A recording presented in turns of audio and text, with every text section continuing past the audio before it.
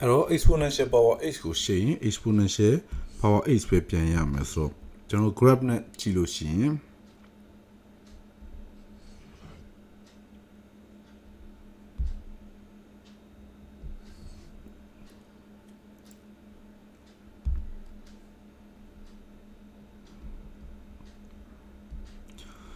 horizontal axis ရဲ့ length က e power 1ရှိလို့ရှိရင် slope ကလည်း e power 1ပဲရှိမှာဖြစ်ပါတယ် horizontal axis က e power 2ရှိလို့ရှိရင် slope ကလည်း exponential power 2ပဲရှိပါလိမ့်မယ်ကျွန်တော်တို့ exponential ရဲ့ derivative ကိုဆက်ပြီးတော့ရှာအောင် function တစ်ခုက exponential power 3t ဆိုပါစို့သူ့ရဲ့ derivative ကိုကျွန်တော်တို့ရှာမယ်ဆိုလို့ရှိရင်dt နဲ့ကျွန်တော်ရှိတ်မယ်ဆိုလို့ရှိရင်ဘာရမလဲဆိုတော့ဒါက inner shape မြောက် outer shape ပေါ့နော် chain rule ကိုသုံးမှာဖြစ်ပါတယ်ဒါက outer function ပါဒါက inner function ပါအဲ့တော့ outer shape ကိုကျွန်တော်ရေးမယ် outer shape ကexponential power 3t ပဲเนาะ inner shape ကိုရေးမယ် 3t ကိုရှိတ်เนาะ3ရတယ်ဒါကြောင့်အဖြေက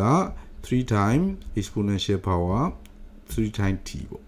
နော်ဆိုတော့ကကြာကျွန်တော်ဘာကိုပြောလို့ရလဲဆိုတော့ exponential power constant time t ကိုကျွန်တော်တို့ရှိတ်မယ်ဆိုလို့ရှိရင်ဘာပြောလို့ရလဲဆိုတော့ constant time exponential power ct ပဲရမှာဖြစ်ပါတယ်ဒီနေရာမှာ natural log definition တစ်ခုရှိပါတယ်ဒါပါလဲဆိုတော့ exponential နဲ့ natural log ဆိုတာဆန့်ကျင်ဘက်ပါပဲအဲ့တော့ exponential power natural log 2ဆိုလို့ရှိရင်ဒါအဖြေက2ရပါတယ်เนาะဒီကောင် ln e က e နဲ့ e ကြည့်သွားမယ်เนาะအဲ့တော့2ပဲရမှာဖြစ်ပါတယ်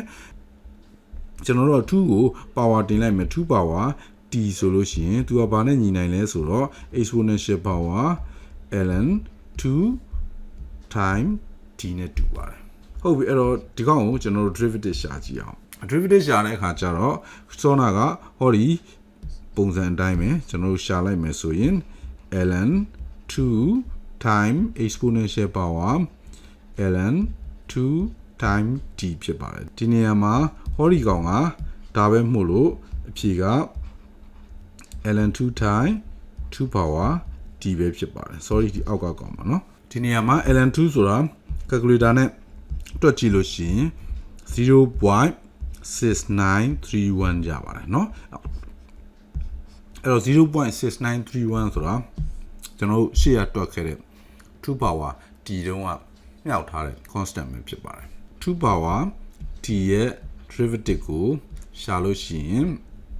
2 power t 0.6931 ဖြစ်ပါတယ်ဒါဒီပါလဲဆိုတော့ဒါဒီ ln 2ပဲဖြစ်ပါတယ်အဲ့လိုပဲ3 power t ရဲ့ derivative ကိုရှာတဲ့အခါကြည့်လို့ရှိရင်3 power t time 1.0986 ဖြစ်တဲ့အခါကျတော့ဒါဒီပါလဲဆိုလို့ရှိရင်ဒါဒီ ln 3ပဲဖြစ်ပါတယ်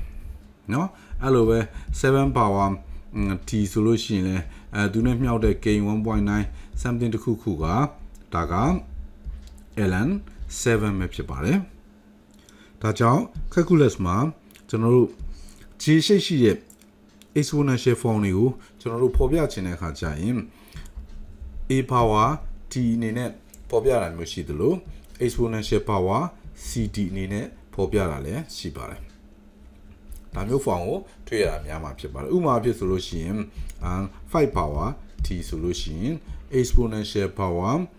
something constant တစ်ခုခုရှိမှာပေါ့เนาะ constant t ပေါ့ဒီပုံစံတိုင်းဆိုလို့ရှိရင်တော့5 power t time ln 5ဖြစ်ပါတယ် exponential form နဲ့ရေးလို့ရတယ်လို့ log နဲ့လည်းရေးလို့ရပါတယ်5 power t ဟာဆိုလို့ရှိရင် exponential power 0.69315 time t ဖြစ်ပါတယ်ဒီကောင်ကဘာလဲဆိုတော့ log e natural log ပေါ့လေ2ဖြစ်ပါတယ်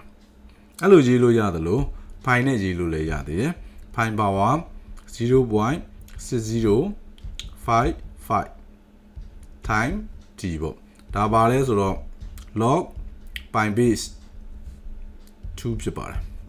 အဲ့လိုရေးလို့ရတယ်လို့42 power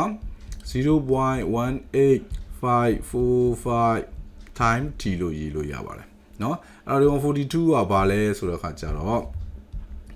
log base က42 2ပဲဖြစ်ပါတယ်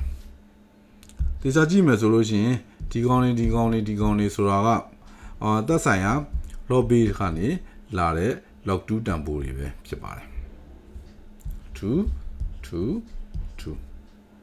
ဒါဆိုရင်ကျွန်တော်တို့ဘာဖြစ်လဲဆိုတော့ဒီတန်ဖိုးတွေနဲ့ရေးမယ်ဆိုလို့ရှိရင်တော့ဖတ်လို့လွယ်တာပေါ့ဗျာနော် exponential power constant တစ်ခုရှိမယ် 0.693t เนาะ pi power 0.6055t ပေါ့เนาะဒါမျိုး exponential နဲ့ရေးတဲ့ form ကဖတ်ရ